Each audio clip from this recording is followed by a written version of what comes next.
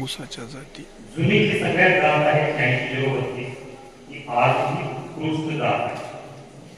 राज्यामधला जवळपास 50 ते 60% एरिया या 86-032 आहे. मग दुसऱ्या कुठल्या जाती चांगल्या आहेत? पाडेगाव संशोधन केंद्राच्या 2 जाती अतिशय उत्कृष्ट शेतकऱ्यांसाठी आहेत.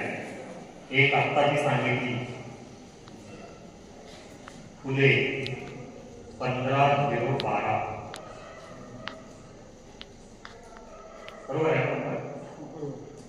आणि दुसरी 15-006 ही 15-006 आपल्याकडे अजून आलेली नाही, पण 15-012 जे आहे त्याचे पॅरेंट्स लक्षात घ्या. 15-012 चे पॅरेंट्स कोण आहेत? एक पॅरेंट आहे 265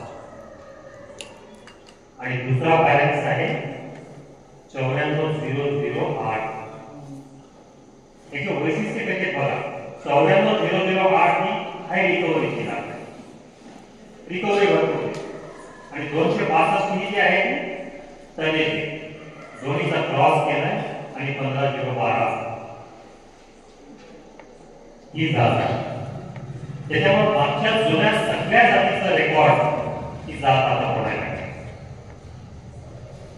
त्याचा खोडवा चांगला, फुटवे चांगले आहेत, पाऊस काळ किंवा पाणी जर कमी पडलं तर ही जात चढदोडून राहते. आणि आता सध्या शेतकऱ्याच्या शेतावर 30-32 कांड्यावर 15-0 आहे.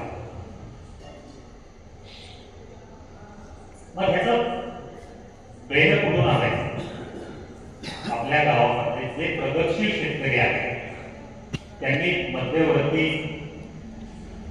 जे संशोधन केंद्र आहे पाडेगावला, तिथून 10 ऊसाची किंवा 50 ऊसाची गोळी दिली जाते. ती घेऊन या ओळीचं आपल्या इथं एक डोळ्याचा तो तयार करून नर्सरी तयार करा किंवा शेतामध्ये लागवड करा, बेनेमाळा तयार करा आणि तिथून पुढच्या शेतकऱ्यांना वितरित करा. हळूहळू 15-012 क्षेत्र वाढेल आपल्याला. दुसरी जी जात आहे त्याच्यापेक्षा पुढची जात आता 2024 ला आलेली आहे 15-006. याची मी पॅरेंट्स 265 आहे आणि दुसरा पॅरेंट आहे 94-012. म्हणजे एक पॅरेंट उत्पादकतेसाठी लावलाय, दुसरा पॅरेंट रिकव्हरीसाठी लावलाय. शेतकऱ्यांसाठी 265 चांगली, कारखान्यासाठी हाय रिकव्हरी चांगली.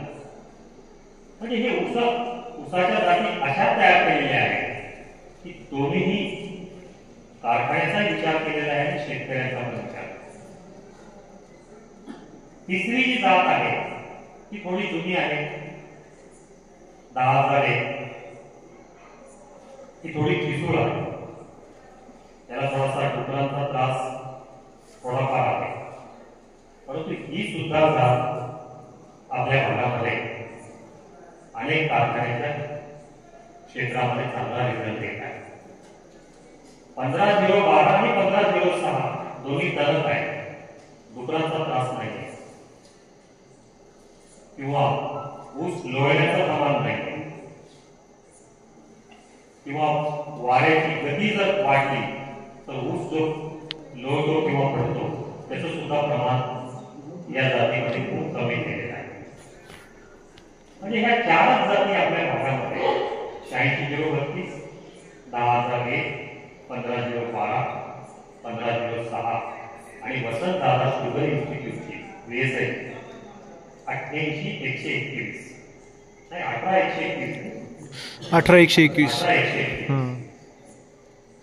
या सुद्धा जातीचं क्षेत्र कारखान्याच्या परिक्षेत्रामध्ये वाढत आहे.